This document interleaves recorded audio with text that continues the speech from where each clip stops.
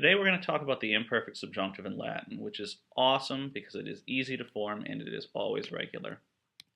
But before we do that, let's talk about the general difference between the indicative and the subjunctive.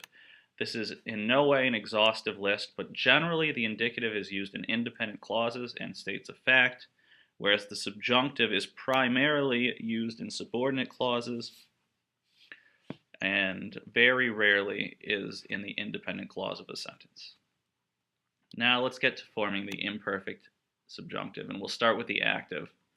The imperfect subjunctive is very simple because all you do is take the entire infinitive, so here amare, and that is going to be your stem. And to this entire infinitive you add your endings mst, musticent.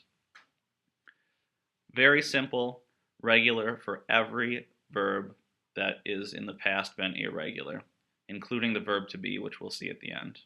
You take the entire infinitive and add mst, musticent. So amarem is still I was loving. It's imperfect active subjunctive.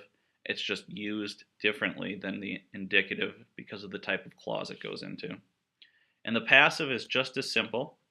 You still take the entire infinitive and you add your passive endings, aris, ter, mer, mini, enter. So amarer is still I was being loved.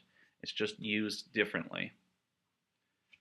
And finally, as I said before, even verbs that are irregular, like sum esse, are completely regular in the imperfect subjunctive.